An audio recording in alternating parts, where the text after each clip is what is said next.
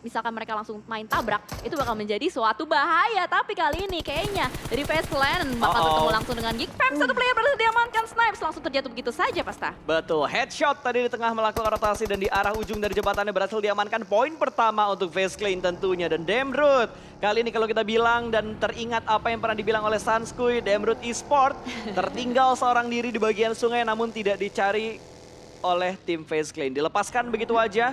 Dibiarkan lewat begitu aja mungkin karena mereka tidak ingin melakukan sebuah tindakan terlalu greedy karena ini adalah game pertama, gamenya untuk adaptasi sementara dari Tony K yang akan berputar balik kembali untuk regroup bersama dengan pemain-pemain Face Clan yang lainnya. Yes, betul. Ternyata timing rotasi mereka secara bersamaan ya dan mereka sama-sama melewati jembatan di sekitaran area yang menuju ke Rozok tersebut. Dan kalau kita lihat juga dari arah lain, dari RRQ nampaknya sudah mulai perlahan tapi pasti mulai meninggalkan area school tapi nggak langsung literally keluar dari schoolnya. Mereka mengutus dulu terlebih 3 orang untuk mengambil bagian high groundnya, ngecek kembali dan lagi-lagi ada di Xavier pastinya juga karena ini sama-sama tim yang mengambil titik tengah dari Irengel. Di Xavier biasa kan turun di Pochinki kan? Betul, dan ini jarak drop zone memang nggak terlalu jauh ya kalau kita berbicara tentang Pochinki dan juga school dan apartemen school. Sudah ada beberapa damage yang diberikan ke arah pemain-pemain dari The Xavier namun belum ada yang terknockdown sama sekali. Mereka berada di posisi yang cukup nyaman. Sementara RRQ ini movement yang bagus banget menurut gue dari RRQ. Mereka mengambil seperempat dari keunggulan bukit ini, mengontrol kalau misalkan titik ini diambil sama tim lain dan mereka bertahan di area apartemen. Ketika suaranya bouncing ini bakal susah banget untuk RRQ, tapi RRQ mereka mengambil movement yang begitu tepat, mereka lebih cepat untuk mengamankan bagian setengah dari bukit tersebut. Iya, lebih cepat lebih baik lah ya. Betul. Daripada udah diambil orang lain duluan, susah rebutnya. Jangan sampai menyesal ya, mendingan berusaha lalu diperbaiki daripada kita menyesal karena tidak pernah mencoba. Waduh, benar itu dalam banget sih ya. Kalau misalkan nggak pernah mencoba, udah nyesel duluan, nah itu lebih nggak jelas lagi gitu kan. Bener. Tapi kalau kita lihat juga bergeser kembali ke arah Bukit Kentang, suatu titik yang bisa dibilang agak cukup populer ya. Tadi baru dibahas, Jal. Apanya tuh? BTR sama EVOS sering ketemu, sekarang bertemu lagi. Ini high ground dan lower ground tentunya di mana EVOS yang berada di arah high ground, sementara Bigetron yang ada di bagian lower groundnya. Dua setup dari dua pemain Bigetron kali ini sudah mengamankan di bagian atap, namun ada sharing item juga yang sudah mulai di drop kali ini. Ada beberapa heal tadi yang diberikan ke arah Zuxi. Karena mungkin tadi Zuxi udah nggak ada add kit lagi tapi di share dengan begitu tepat dan memang harus dilakukan gitu. Ya udah pastilah ya, nggak boleh greedy juga kan ya dari segi utilities. Well kalau kita lihat juga berarti kali ini dari BTR yang nggak main Liquid ya. Akhirnya Ryzen udah bisa turun gunung kembali setelah kemarin kita mendengar kabar bahwa Ryzen lagi tidak begitu sehat ya, tidak begitu fit. Alright, dan bergeser juga dari Eagle. Eagle yang sudah keluar dari Milta dan lagi-lagi Eagle dan BTR pastinya serupa tapi tak sama jalur rotasinya karena mereka mempunyai drop zone yang berdekatan juga, bersebelahan, bahkan kemarin sempat bertabrakan juga ya di bagian Milta di hari terakhir kalau nggak salah. Itu menjadi suatu esensi-esensi yang menarik pastinya untuk dibahas juga selama di Liga ataupun di ajang Grand Final. Tapi kalau kita lihat dari tim-tim lain juga ini benar-benar semuanya pasif banget, lebih ke arah mengamankan. Demrut? Mana dia? Oh lewat? Dia ngelewatin, dia membiarkan satu pemain dari Face Clan-nya lewat, Korpe dibiarkan lewat. Mungkin ini adalah sebuah bait, tapi ada satu pemain lagi yang bakal mengontrol karena jembatan diintip terlebih dahulu Beat 11 kali ini. Sementara Demrut, movement yang begitu pintar, dia tidak membuka badannya ketika melihat satu pemain dari Face Clan berada di bagian ujung untuk ngecek ke pinggir jembatan. Dia benar-benar masuk lagi untuk mengamankan posisinya supaya nggak ketawa, tapi sepertinya bakal dicek. Satu pemain sudah mulai turun menuju ke bagian ujung jembatan di mana ada Demrut di bagian bawahnya dan kali ini bakal dicari, ditembak menuju bagian air. Masih belum bisa mendapatkan posisi dari seorang Demrut dan update untuk circle ketiga sudah mulai muncul dan lagi-lagi circle-nya mendonat. Iya, mendona ya, tanpa teh. Betul. Alright, dan kalau kita lihat juga ternyata aduhai Demrut sudah diincar oleh seorang Vintores dari bagian tebing-tebing sungainya juga. Ini benar-benar di lock abis-abisan. Gua rasa Demrut bakal sulit sih untuk bisa keluar dari jebakan dari Face Clan ini. Dan bahkan dari Face Clan pun nggak mau meninggalkan titik tersebut sama sekali, benar-benar ditahan terus-menerus juga. Demrut seberapa lama dia bisa menahan nafasnya di dalam air, karena kalau kita lihat dari HP-nya juga udah mulai pelan-pelan terkikis. Betul, paru-parunya udah mulai kemasukan air sungai ya. Dari tadi dia nggak ada ngambil napas, ingin berubah kayaknya dia menjadi ikan. Nafasnya nggak pakai paru tapi pakai insang. Tapi ya mau gimana gitu. PUBG Mobile bener-bener realistis. Lu kelamaan di air lu bakal makan air yang banyak dan itu bakal berpengaruh ke arah health bar-nya. Makan air apa minum air? Minum air, Minum sorry. air. BTR. Ngunyah air gimana ya? Makan es campur apa minum es campur? Minum es campur. Udah, jangan dites-tes Oke. lagi ya.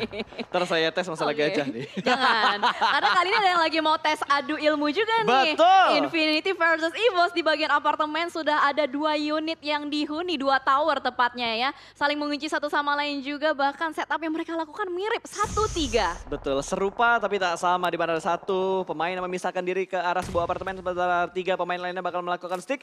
Red Face membackup dari bagian apartemen bawah kali ini. Masih belum bisa mendapatkan sebuah pick off-nya dan masih mencari informasi tambahan. Tapi di arah lain GD Gits bakal bertemu dengan Xavier, di mana 2 pemain dari Xavier yang berada dalam sebuah mobil sudah mulai bertemu dengan Satar dan akhirnya mengubah jalur rotasinya. Wih! Sedikit backflip, freestyle dulu bos. Tembakan dari Satar langsung diberikan bercuka depan sana, namun masih belum bisa menjatuhkan satu pemain dari The Xavier. Ya, masih bisa bergerak ternyata mobil dari The Xavier tersebut. Dan alhasil mereka bisa menghindari dari tembakan seorang Satar, dan bahkan dari Satar masih berusaha untuk menjaga dari bagian bibir zonanya. Belum bisa keluar juga pastinya dari bagian celah tersebut. Yep. Karena kalau misalkan Satar terlalu tergesa-gesa keluar, bisa aja dilakukan tembakan balasan dari The Xavier. Tapi sejauh mata memandang kayaknya dari bagian school ini benar-benar padat merayap banget ya. Di bagian sekolahannya sudah mulai ada Axis yang lagi masuk kelas sore kayaknya. Lalu juga dari Infinity dan EVOS terus-menerus ngelock. Ini gue rasa akan agak sedikit lama sih fight seperti ini. Karena ini Betul. adalah fight di bagian setup compound juga, di bagian perumahan atau apartemen. Ya, betul. Ini juga masih fase ketiga, masih ada beberapa waktu juga untuk mereka decide ya. Mau keluar apa stay aja di bagian apartemen, nggak harus terlalu terburu-buru juga, kecuali mereka bisa melakukan satu knockout atau knockdown terhadap satu player, mungkin itu bisa menjadi inisiasi untuk melakukan fight lanjutan, tapi mengingat lagi dan lagi, ini adalah match pertama, pastinya mereka nggak mau nge-throw terlalu banyak gitu loh kesempatan yang ada. Ya, lo mau tau fun fact nggak? Apa tuh? 15 menit baru 1 orang yang dipulangkan ke lobby. Wajar. Bener-bener tempo yang lambat banget, dan ini berbeda banget dengan apa yang terjadi di babak regular season atau di babak 3. Iya. Dimana momen-momen seperti ini tuh bener-bener jarang. Biasanya tuh kayak ya satu tim udah hilang 2, satu tim udah hilang 2 juga. At least kayak menit segini itu udah ada 4 orang atau 5 orang yang dipulangkan ke arah lobby. Tapi ini bener-bener baru 1 orang yang dipulangkan ke arah lobby. Dengan kondisi kayak gini, menurut gua dari circle 4 ke 5 atau 5 ke 6 bakal ada pengikisan tim secara massal. Iya, harusnya sih chaos banget harusnya pastinya. Karena mau nggak mau dipaksakan untuk bertempur. What's Dan kali ini tim Secret benar-benar udah barbar banget dari seorang jumper langsung masuk ke satu apartemen milik seorang EVOS. Red Face sudah mulai bertemu di depan sana juga, tapi jumper belum ada backup sama sekali. Bahkan terkena kikisan damage dan dibakar. mulai dibakar terpojokan begitu saja dan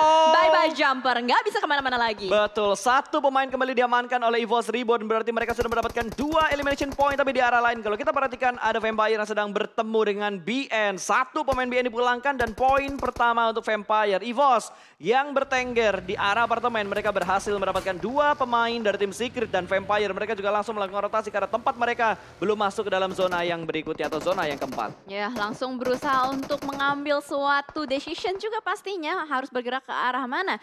Dan kalau kita bergeser kembali juga ternyata GD juga turut Betul, kelima dan meramaikan memiliki apartemen sebuah dari bagian compound. school Hanya tersebut. Eagle EVOS Esports yang pun berhasil posisinya untuk enak mendapatkan dan satu player dari dikit Infinity. banget area open field yang bisa dimanfaatkan dan dimainkan dengan tim-tim yang saat ini masih berada di luar zona. Karena area dalam zona tuh udah sangat terbatas banget dengan kondisi circle yang seperti ini. Circle kelima, 15 tim masih bertahan di arah lain dari Nichil berhasil mendapatkan 1. Namun belum terspot fight yang terjadi antara GD dan juga tim yang ada di sekitar mereka. Tapi lihat, Eagle Esports mereka juga melancarkan tembakan mereka berjuara tim Onyx yang saat ini cukup dekat juga dengan MS Konburi dan juga dengan Vampire. Tapi lihat dari arah sana, dari pemain Vorivals mendapatkan 1 pemain dari MS Konburi, ada trade knock 1 tukar 1, tapi granat dari Jasper mendapatkan seorang stun, bahkan langsung di knock and valid, no debat. Ada sedikit bug observer lagi yang terjadi, tapi Vorivals langsung membangun pergerakan untuk masuk ke dalam zona. Wah gila, For Rivals bener-bener langsung cuek aja, bodo amat apapun yang terjadi di depan sana, gue gak peduli, gue harus berusaha untuk mendapatkan titik tengahnya. Dan kali ini dari For Rivals akan menentukan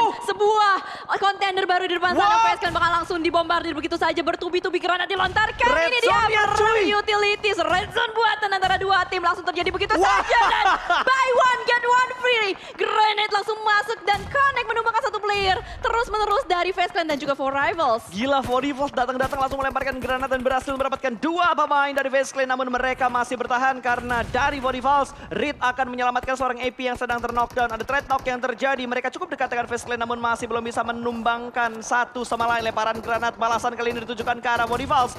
Dan sudah mulai berpindah, AP tidak terkena splash damage dari granat lemparan Face Clan. Di arah lain, Gedegits juga mulai bertemu. Mereka bakal menghadapi The Xavier dan Rebis sudah dipulangkan ke arah lobby. Kalau kita perhatikan dari arah kanan tadi, Gedegits sudah mengumpulkan poin yang lumayan banyak. Iya, sudah lumayan ya untuk menambah tabungan poin mereka juga. Dan kalau kita lihat sementara ini Evo sempat bertemu juga dengan The Xavier. Satu player berhasil diamankan, Frankie. Tapi ternyata sebuah granat yang begitu sakit dan ternyata membuat refrag pun terjadi kali ini.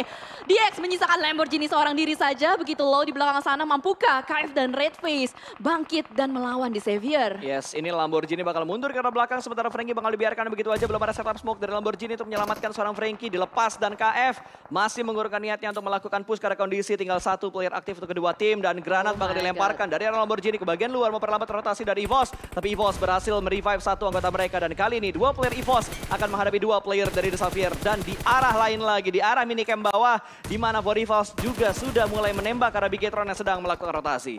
Ya, dan kalau kita lihat juga EVOS kayaknya bakal EVOS langsung menggerebek satu rumah milik The Xavier. Oh, no! Tapi ternyata sebuah trap grenade yang begitu on point dilemparkan dari The Xavier ke arah depan. Menyisakan KF seorang diri. Membuka KF, melakukan clutch melawan 2 player dari The Xavier. Oh, nice! Dari sebuah rumah, tapi ternyata nggak Pixel! cukup.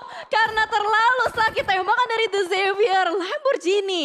Dia menggunakan UMP. Berhasil untuk memberantas 2 player dari EVOS. Pixel HP, Jel. Tadi gue kira dia juga bakal ter-knockdown, tapi ternyata Pixel HP yang didapatkan oleh pemain dari The Xavier. Nice try untuk EVOS. Yes. Mereka pulang dengan hanya membawa 3 elimination point. Nice try untuk EVOS saat ini. Masih ada 3 tim Indonesia yang lainnya, termasuk dari RRQ yang bakal tabrak ke arah teman-teman dari For Rivals. For Rivals langsung ditabrak begitu saja. Dan kalau kita lihat juga dari Infinity, ini gila banget. Infinity barbar banget. Tadi mereka membombardir habis-habisan player-player dari Genesis Dogma. Tapi kali ini mereka menemukan contender kuat lainnya, Bigetron, Red Alliance di depan sana yang akan mereka berusaha rebut titik poinnya. Dan sementara juga kalau kita lihat dari Face Clan terus-menerus bisa bertahan walaupun dari tadi dia dibombardir sama player-player dari For Rivals. Tiba-tiba pengikisan massal terjadi seperti yang sudah dikatakan oleh Pasta sebelumnya.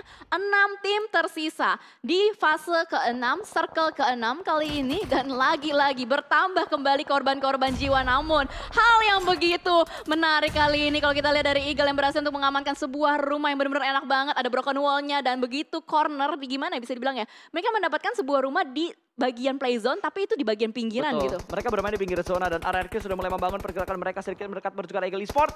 Belum ada push menuju ke arah kompon tersebut sementara RRQ bakal mengamankan bagian luar dan mereka bakal bertemu dengan The Infinity. Sudah mulai terspot tembakan dari bagian belakang ternyata di Yuhai. Berhasil mendapatkan satu pemain kali ini. Tani ter-knockdown dan Bigetron berhasil masuk ke dalam zona. Last man standing, tinggal Nuzi saja dan ada lemparan granat dari sana. Vintores ingin mendapatkan sebuah confirm elimination. Ada still elimination ternyata. Yang knockin BTR mendapatkan elimination adalah Face Clan. Ya, dan Vintores the last man no, standing sudah mulai dibombardir sebuah trap grenade. Oh my god, masih bisa dihindari dan begitu banyak player dari Face Clan rata dipulangkan oleh RRQ. 2 tim Indonesia masih ada RRQ dan Bigetron Red Alliance. Let's go teman-teman, Indo Pride-nya digaungkan. Betul sekali, bahkan Face Clan sudah dipulangkan menuju ke arah lobby kali ini. Tinggal 3 tim yang tersisa. 2 tim Indonesia bertahan di top 3. Hanya tinggal mengamankan compound yang diamankan oleh pemain-pemain dari Eagle Esport. 2 tim Indonesia saat ini masih masuk dalam zona yang ke-6. Tinggal zona ke-7 akan mendonat atau menguntungkan ke arah sebuah tim saja. Nah ini dia. The moment of truth-nya ya. Reveal-nya kemana nih kira-kira play zone-nya. Karena dari 3 tim ini yang tersisa 3 player itu berarti BTR ya? Oh, Eagle. Eagle masih 4. Eagle 4 ya? Eagle 4 harusnya. Eagle 4, Eagle 4, BTR 3 kayaknya. Alright. RRQ 4 berarti ya. Dan circle-nya ke arah BTR. Betul, circle-nya menuju ke arah Bigetron dan RRQ sebenarnya tinggal bergerak sedikit aja. Tapi ternyata Eagle akan memotong rotasi dari tim RRQ. Satu tumbang dari RRQ kali ini, masih ada turun smoke juga dari seorang Luxi. Menembak menuju ke arah RRQ dan masih bersembunyi di balik sebuah smoke. Belum ada pergerakan barbaran yang dilakukan oleh tim Indonesia. Tapi lihat apa yang dilakukan oleh Datcon. Dia naik ke bagian broken wall-nya, membuka angle vision motion supaya lebih jelas lagi menuju ke arah pemain-pemain RRQ. Tapi RRQ masih bisa mereset formasi mereka. Ya, RRQ bermain tempo yang sangat baik. Mereka nggak mau terlalu terburu-buru juga dan mereka ada sebuah low ground yang bisa dimanfaatkan juga. Mereka masih menunggu timing dan momentum untuk bergerak maju. Dan pastinya kalau kita lihat juga dari Eagle, mereka harus bergerak maju secara bersamaan. Mampukah Bigetron Red Alliance mendefense titik dari zona yang mereka pertahankan sedari tadi? Lihat di depan sana sudah ada setup smoke yang mulai dibangun dari kedua tim. Jalur smoke yang sudah mulai ditabur begitu saja. Dan masih ada beberapa predict shot yang berusaha dilakukan juga dari player-player dari RRQ. Betul, ini agak susah sebenarnya buat RRQ maju ke depan sana karena lower ground mereka udah mulai habis. Tapi Voldemort bakal membuka jalan karena depan sana ada follow up juga dari seorang asal smoke dilempar ke depan sana. Voldemort harusnya masih cukup aman jauh ini, tapi Bigetron, dua pemain mereka yang bakal tertuju ke arah RRQ. Tapi tembakan dari Voldemort tiba-tiba on point dan berhasil mendapatkan kepala dari pemain Bigetron. Satu terknockdown dan RRQ langsung membangun kesempatan ini untuk bergerak maju ke depan sana. Ada Eagle juga yang bakal langsung nembak menuju ke arah Bigetron. Kali ini bahkan salah satu pemain Bigetron sudah dipulangkan menuju ke arah lobby. Hanya tinggal Luxi, the last man standing untuk Red Alliance. Ya, karena kedua tim ini benar-benar menggempur habis-habisan player-player dari Bigetron Red Alliance. Bahkan Bigetron Red Alliance nggak punya fortingan yang terlalu mumpuni juga, hanya bisa memanfaatkan sebuah batu besar dan juga dua bagi yang bisa di set up. Dan sementara waktu ini kalau kita lihat sebuah grenade yang begitu on point berhasil untuk mendapatkan satu player dari RRQ dan Mort yang harus diselamatkan sekarang juga. Kali ini mungkin masih ada waktu dari Nerpeko untuk bisa menyelamatkan kawannya. Dari Voldemort sudah dikirimkan, diutus untuk bergerak ke arah depan. Dan Chopper pun sudah mulai dimakan oleh zona yang begitu sakit pastinya juga. Mort baru berhasil di revive, langsung tertumbang kembali begitu saja. Eagle ternyata memanfaatkan situasi dan momentum. Datcon lihat di depan sana sudah mulai menggunakan baginya. Kayaknya dia langsung berusaha untuk maju tapi ternyata terlalu terbuka, mendapatkan damage yang cukup sakit. Ya, ini gue agak sedikit takut tentang setup dari tim RRQ karena Voldemort bagi di sekitar dia udah mulai berasap dan itu belum meledak. Bisa aja ditembakin sama pemain Eagle atau Luxi untuk meledakkan bagi tersebut dan Voldemort bakal terknockdown karena itu jaraknya deket banget sama Voldemortnya.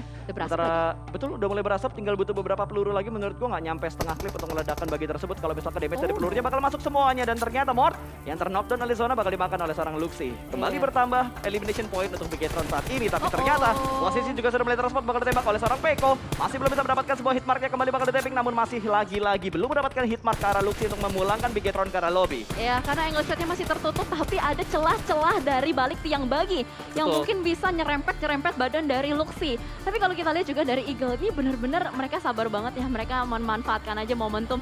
Dia denger kan di depan sana, ada yang lagi gelut nih, gue biarin aja mereka tembak-tembakan dulu, nanti udah saatnya yang tiba gue bisa masuk gitu, itu kata Eagle kan. Tapi kalau kita lihat juga dari Namshin dengan Datcon, mereka punya dua vehicle yang masih mereka sisakan juga. Mereka bisa manfaatkan untuk bisa langsung terobos ke tengah, tapi what happened? Voldemort begitu barbar dan tidak ada obstacle sama sekali yang bisa dimanfaatkan oleh Voldemort dan langsung saja diamankan oleh seorang Luxi Nerpeko. Pulang ke lobby.